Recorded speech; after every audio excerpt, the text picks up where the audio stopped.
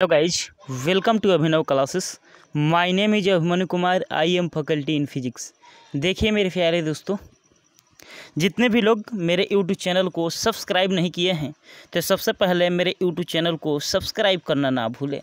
देखिए मेरे प्यारे दोस्तों, आज हम कक्षा 10th के इम्पोर्टेंस ऑब्जेक्टिव क्वेश्चंस को डिस्कस करने वाले हैं, जो कि फिजिक्स के लाइट चैप्टर से। और यह क्वेश्चंस बोर्ड एग्जाम के व्यू से देखा जाए तो यह बोर्ड एग्जाम में बहुत बार रिपीटेशंस भी कर चुका है। तो मेरे प्यारे दोस्तों, यानी कहने का मतलब यही है कि यह बोर्ड एग्जाम के व्यू से बहुत इम्पोर्टेंट क्वेश्चंस है। इसको बहुत अच्छे से हम डिस्कस करने वाले हैं, जो कि मेरे वीडियो को लास्ट तक आप लोग ज़रूर बने रहिए। देखते देखते आप लोग को माइंड में ऑटोमेटिक एक्सेप्ट हो जाएगा। तो देखिए यहाँ पर आपका पहला क्वेश्चन से, प्रकाश के अपवर्तन के कितने नियम हैं?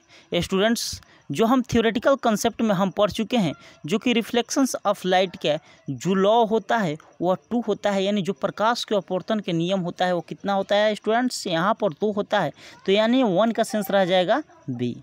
अब अगला क्वेश्चन से चलते हैं। अगला क्वेश्चन से आपका सरल सूक्ष्मदर्शी में किसका उपयोग होता है? जो सरल सूक्ष्मदर्शी होता है यानी सिंपल माइक्रोस्कोप होता है, उसका उपयोग हम उत्तल दर्पण के रूप में करते हैं। यानी आपका 2 का सेंस रह जाएगा बी।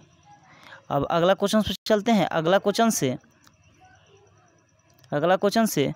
एक उत्तल लेंस होता है, जो एक लूतल लेंस होता है, मान लेते हैं क्या है, एक उत्तल लेंस है।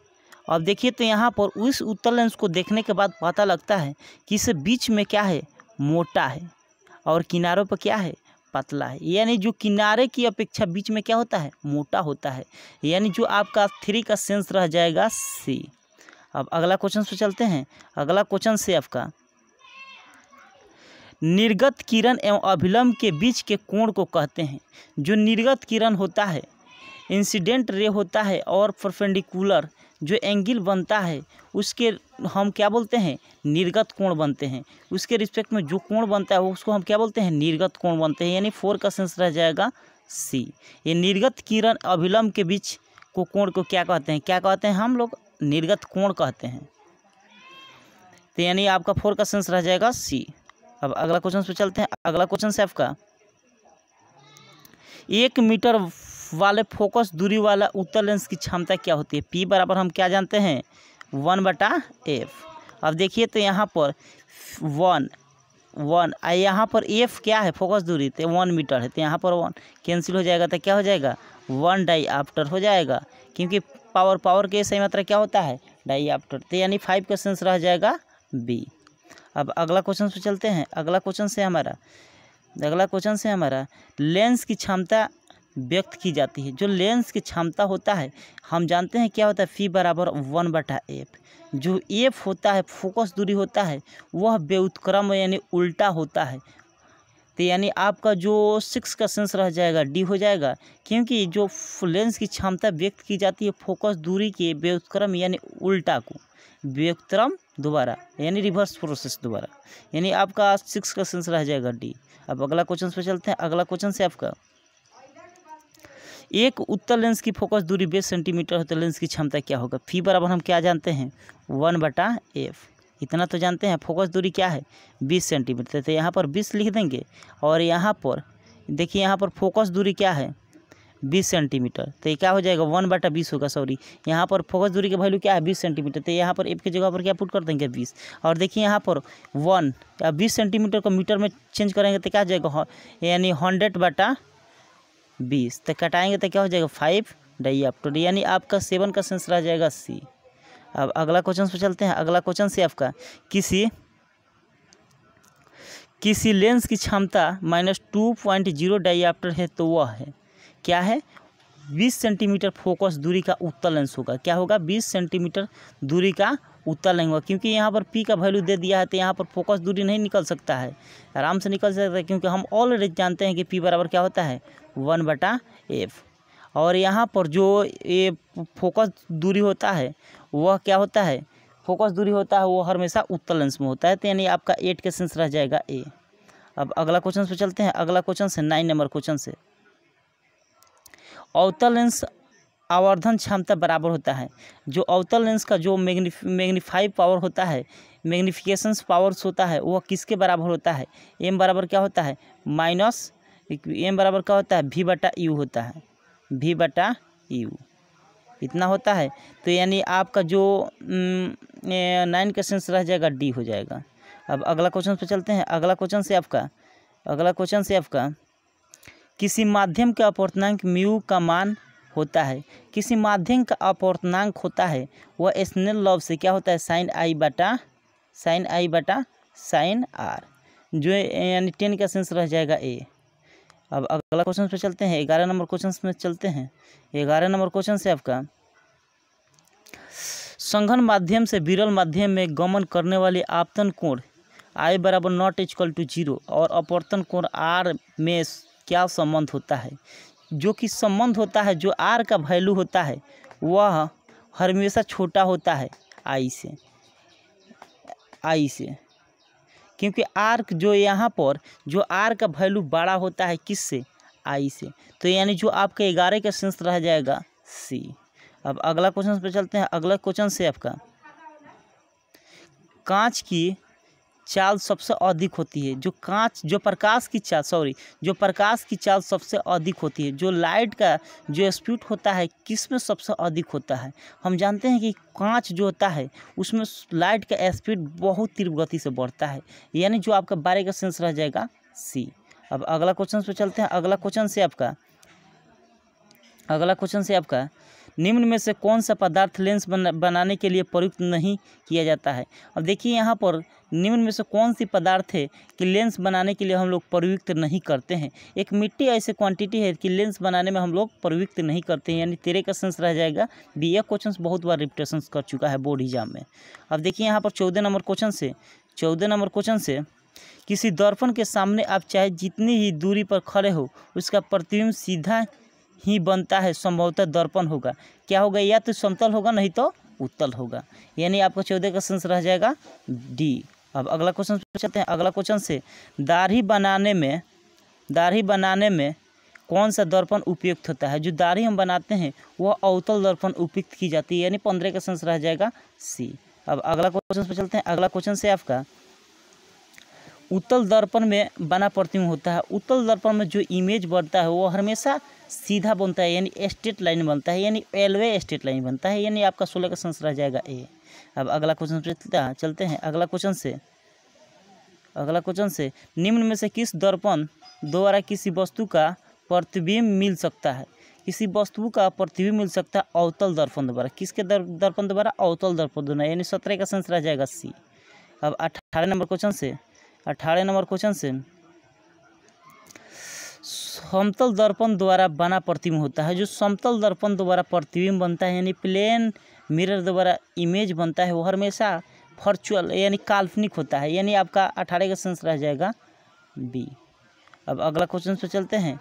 अगला क्वेश्चन से प्रकाश के परिवर्तन के कितने नियम हैं? जो प्रकाश के परिवर्तन के जो नियम होता है वो 2 होता है, यानी आपका 19 का सेंस रह जाएगा बी। अगला क्वेश्चन पे चलते हैं। 20 नंबर क्वेश्चन से ऐसे पदार्थ जिनसे होकर प्रकाश आसानी से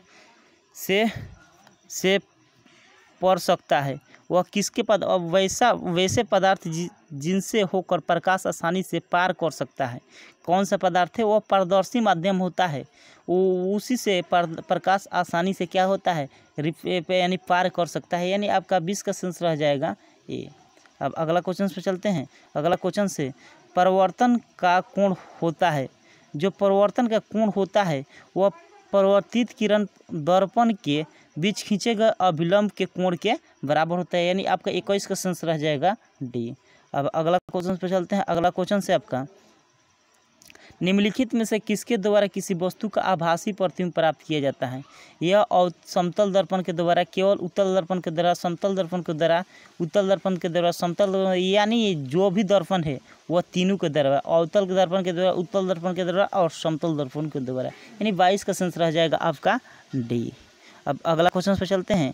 23 नंबर क्वेश्चन से आपका वस्तु से छोटा और आभासी प्रतिबिंब इनमें से किस दर्पण से प्राप्त किया जा सकता है?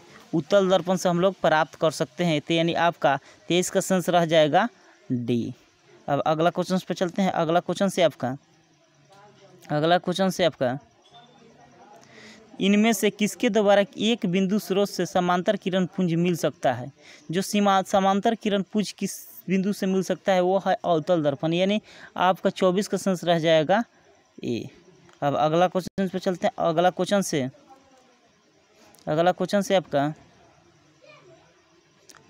से अवतल दर्पण की फोकस दूरी वक्रता त्रिज्या की क्या होती है? आधी होती है। यह बराबर क्या होता है? r/2। ना तो हम जानते हैं। अब देखिए यहाँ पर अगला क्वेश्चन पे चलते हैं। मोटर गाड़ी के चालक के सामने लगा रहता है। जो मोटर गाड़ी के चालक के सामने जो लगा रहता है वह कौन सा दर्पण होता है? वह उत्तल दर्पण होता है, यानी 26 का सेंस रह जाएगा बी। अब यहाँ पर अगला क्वेश्चन पे चलते हैं 27 नंबर पे। 27 नंबर क्वेश्चन क्या है? एक दर्पण से किसी वस्तु से दूरी पर रखी वस्तु का प्रतिबिंब ही प्राप्त होता है, वह दर्पण होता है अवतल दर्पण होता है, यानी उत्तल दर्पण, यानी अवतल उत्तल दोनों में प्राप्त किया जा सकता है, यानी आपका 27 का सेंस रह जाएगा सी। अब अगला क्वेश्चन पर चलते हैं। अगला क्वेश्चन से एक गोलीय दर्पण द्वारा बना प्रतिबिंब का आवर्धन m तथा ऋणात्मक है तो उसका अर्थ क्या होता है? जो इसका अर्थ होता है ऋणात्मक m का मतलब होता है यह उल्टा प्रतिबिंब बनेगा, यानी जो इसका मान होगा वह क्या होगा? प्रतिबिंब, यानी इसका जो इमेज बनेगा वह हमेशा वर्चुअल यानी उल्टा बनेगा, यानी 28 का सेंस रह जाएगा डी। 28 का क्या सेंस रह जाएगा? डी। अब अगला क्वेश्चन पे चलते हैं।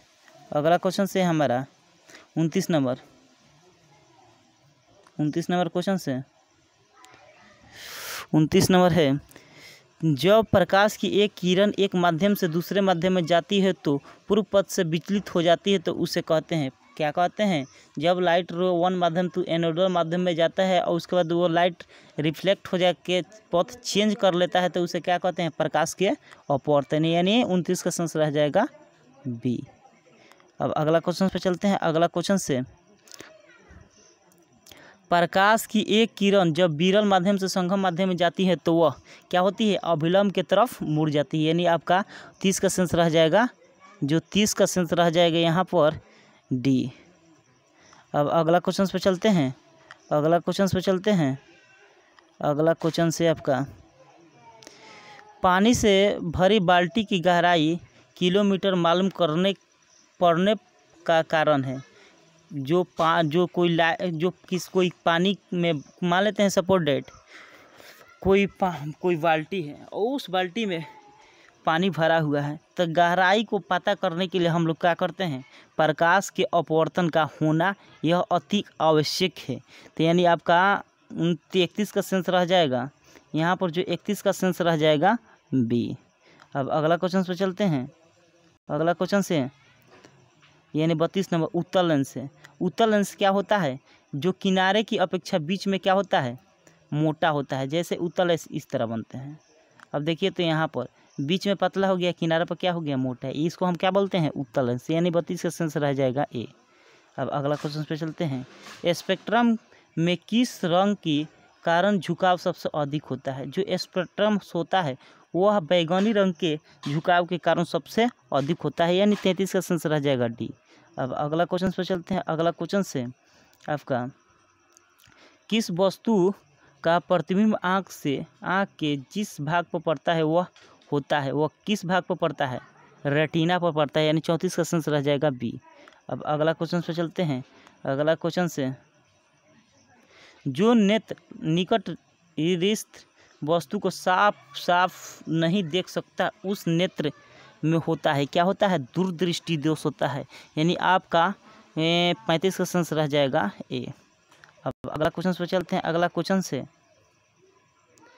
श्वेत प्रकाश की किरण जब किसी प्रिज्म से होकर गुजरती है तो जो रंग सबसे कम विचलित होता है, यानी जो प्रिज्म है और प्रिज्म से सबसे कम रंग किससे में विचलित होता है? एक तो बैगनी रंग होता है सबसे अधिक होता है और लाल रंग में क्या होता है? सबसे कम होता है, यानी 36 का सेंस रह जाएगा बी। अब अगला क्वेश्चन पे चलते हैं। अगला क्वेश्चन से एक प्रिज्म कितने सतहों से घिरा रहता है? एक प्रिज्म जो होता है वो कितने सतहों से घिरा रहता है? 5 सतहों से घिरा रहता है, यानी 37 का सेंस रह जाएगा डी। अब अगला क्वेश्चन पे चलते हैं। अगला क्वेश्चन से नेत्र की फोकस दूरी कम हो जाने पर कौन सा दृष्टि दोष उत्पन्न होता है? नेत्र की जो फोकस दूरी है वह कम हो जाने के कारण कौन सा दृष्टि दोष उत्पन्न होता है? वह निकट दृष्टि दोष उत्पन्न हो जाता है, यानी आपका 38 का सेंस रह जाएगा बी। अगला क्वेश्चन पे चलते हैं। अगला क्वेश्चन से नेत्र द्वारा किसी वस्तु का कैसा प्रतिबिंब बनता है? किसी वस्तु का जो इमेज बनता है वो हमेशा नेत्र के द्वारा वह वास्तविक और उल्टा और छोटा बनता है, यानी आपका 39 का सेंस रह जाएगा सी। अब अगला क्वेश्चन पे चलते हैं। अगला क्वेश्चन से स्वास्थ्य नेत्र का दूर बिंदु होता है, जो स्वास्थ्य नेत्र होता है उसका जो दूर बिंदु क्या होता है? वो अनंत होता है, यानी 40 का सेंस रह जाएगा। 40 का आपका सेंस रह जाएगा डी। क्या रह जाएगा? डी। देखिए दोस्तों,